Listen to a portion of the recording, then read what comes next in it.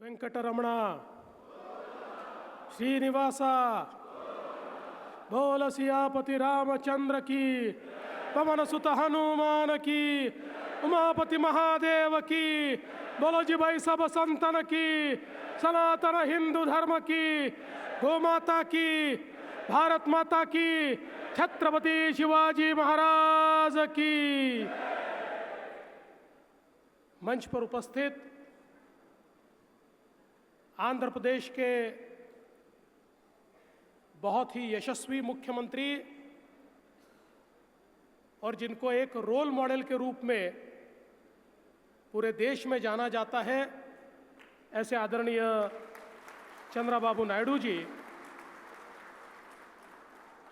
मेरे साथी और गोवा के युवा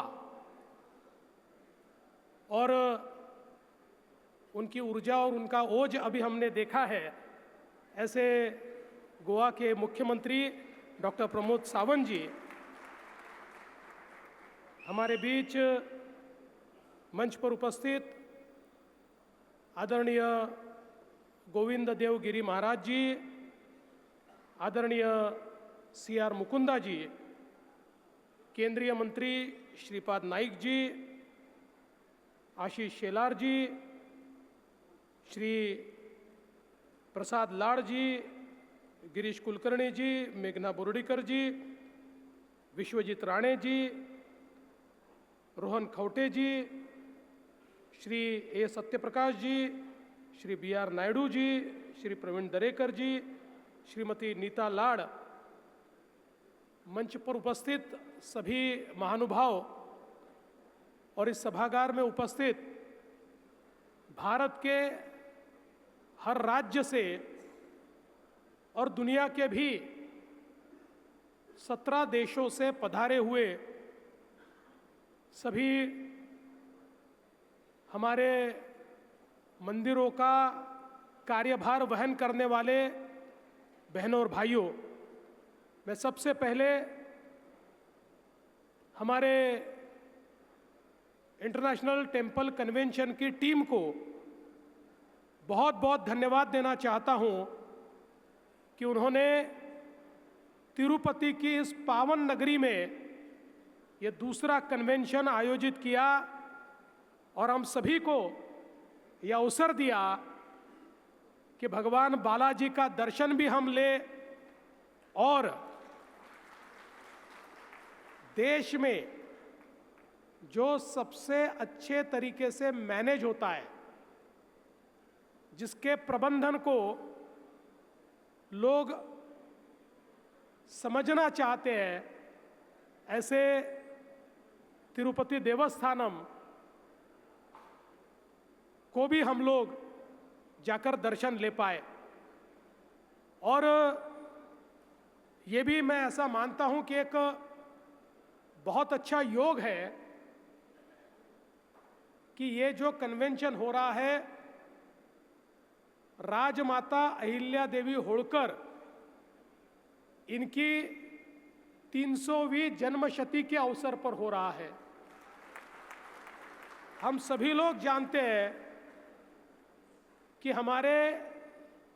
सनातन मंदिरों को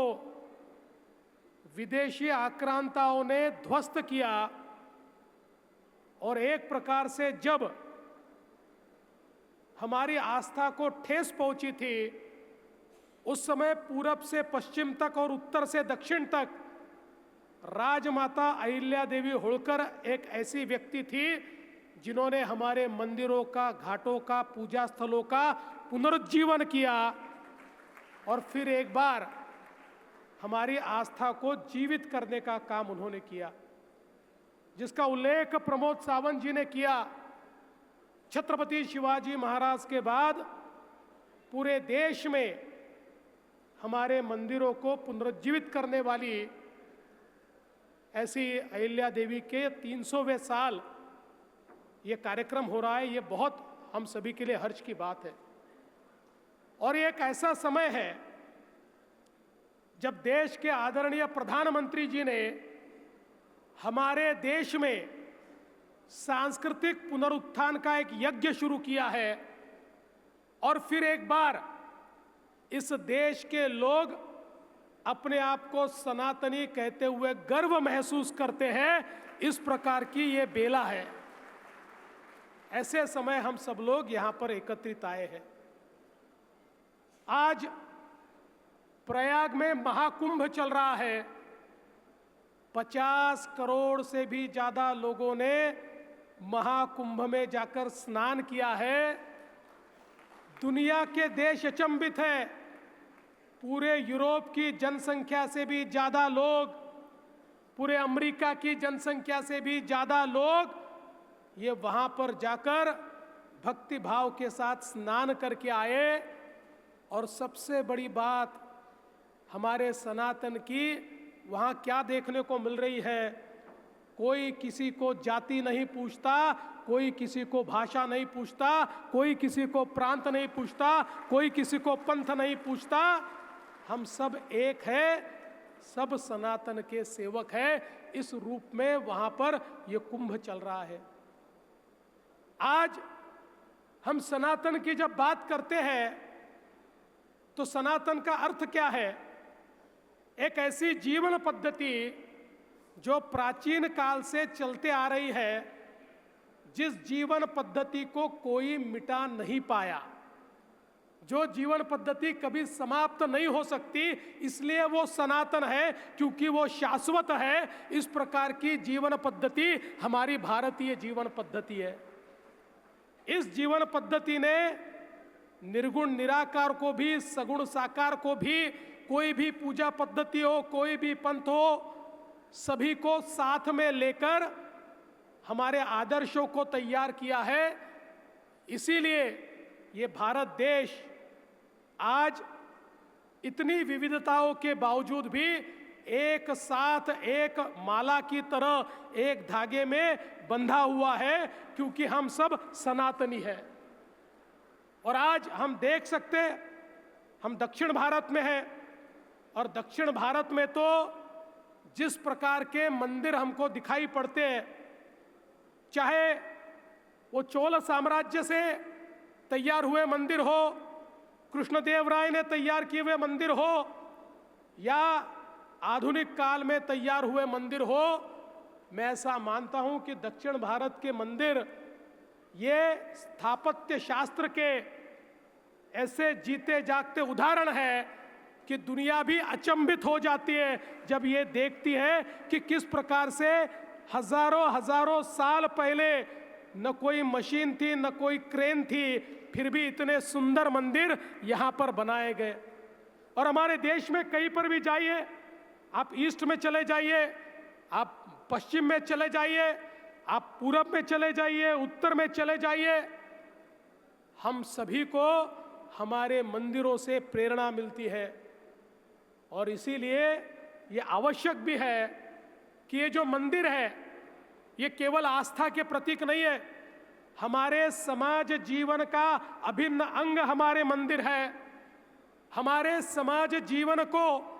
हजारों सालों तक जिन्होंने मार्गदर्शन दिया, ऐसे हमारे मंदिर है। ये हमारे पूजा के स्थल तो है ही, लेकिन सामाजिक परिवर्तन के स्थल है, ये हमारे शिक्षा के स्थल है। अंग्रेजों ने लिखकर रखा है कि जिस समय अंग्रेज मद्रास प्रेसिडेंसी में आए,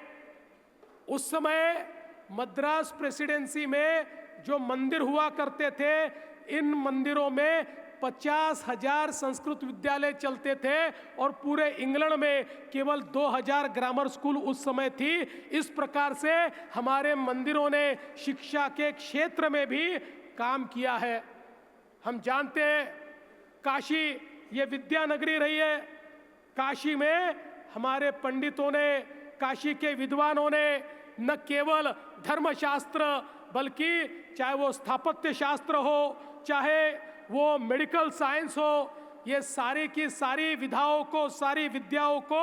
वहाँ पर जीवित रखने का काम किया, क्योंकि हमारे धर्म में, हमारी संस्कृति में हमारे मंदिरों की एक अभिन्न भूमिका रही है। और इसी के चलते आज हम लोग जब इस टेम्पल कन्वेंशन में बैठे तो मैं बहुत बधाई दूंगा जिन 10 बिंदुओं के ऊपर ये टेम्पल कन्वेंशन काम कर रहा है, क्योंकि एक बड़ी अर्थव्यवस्था भी हमारे मंदिरों के माध्यम से होती है। एक सर्वे कहता है हमारे 55% भारतीय ये केवल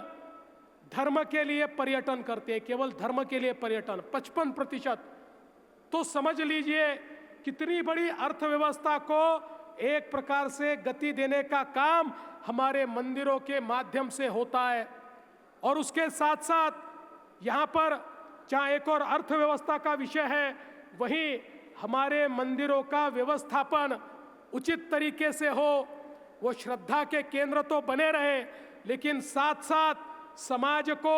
एक साथ मिलकर समरसता के केंद्र भी हमारे मंदिर बने। जो हमारे CR मुकुंदा जी ने कहा कि हमारी सबसे बड़ी जीत वो होगी जिस समय हमारे मंदिर ये जैसे सनातन के समय, पुरातन के समय समरसता के केंद्र हुआ करते थे, वैसे ही समरसता के केंद्र हमारे मंदिरों को बनाना, ये भी हमारे टेम्पल कन्वेंशन की एक बहुत अहम इस प्रकार की भूमिका होगी।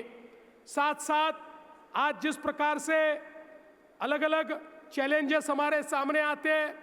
चाहे वो वित्तीय व्यवस्थापन हो, चाहे अलग अलग प्रकार का व्यवस्थापन हो, उसके लिए भी सभी लोगों को प्रशिक्षण मिले,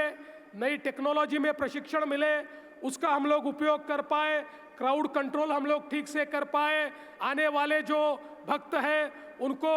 वहाँ पर जिस प्रकार का विचार लेकर वो मन में आते हैं, जिस प्रकार से एक भक्ति भाव लेकर वो आते हैं, उस भक्ति भाव को वो संजो पाए, इस प्रकार का काम इस टेम्पल कनेक्ट के माध्यम से हम लोग करना चाहते हैं। और मुझे खुशी है ये जो एक बहुत बड़ी कम्युनिटी तैयार हो रही है, सनातन के विचारों से प्रेरित सभी जो मंदिर हैं इनको एक साथ लाकर ये जो एक बहुत बड़ी कम्युनिटी तैयार हो रही है, ये निश्चित रूप से आने वाले दिनों में एक हमारे सारे मंदिरों को एक नई राह दिखाएंगी, एक नए विकास की ओर ले जाएंगी। और मेरा विश्वास है आज देश में हम लोग देखते हैं, चाहे वो तिरुपति का मंदिर हो या महाराष्ट्र में गजानन महाराज का मंदिर हो, एक सरकारी ट्रस्ट है जो इतना सुंदर चलता है, दूसरा प्राइवेट ट्रस्ट है वो भी सुंदर चलता है। तो एक प्रकार से ये जो अच्छा चलाने वाले लोग हैं इनसे हम लोग सीखें और हम अपने मंदिरों को अच्छे तरीके से यहाँ पर चलाएं, ताकि मंदिर ये समाज परिवर्तन का केंद्र हो, ये समाज एकत्रीकरण का केंद्र हो, ये सामाजिक अभिसरण का केंद्र हो। इस प्रकार का प्रयास इस माध्यम से हम लोग करने वाले हैं। मैं आज अधिक समय नहीं लूँगा, लेकिन बहुत बहुत धन्यवाद देना चाहता हूँ टेम्पल कन्वेंशन की इस पूरी टीम को जिन्होंने ये पहल की है। और मेरा विश्वास है आने वाले दिनों में ये पहल और बड़ी होगी और बड़े पैमाने पर हमारे सारे मंदिर इसमें जुड़ेंगे और सनातन को एक नई राह पर ले जाने का काम हम सब लोग मिलकर करेंगे। इस विश्वास के साथ मैं आपको बहुत बहुत धन्यवाद देता हूँ। धन्यवाद। जय हिंद, जय भारत।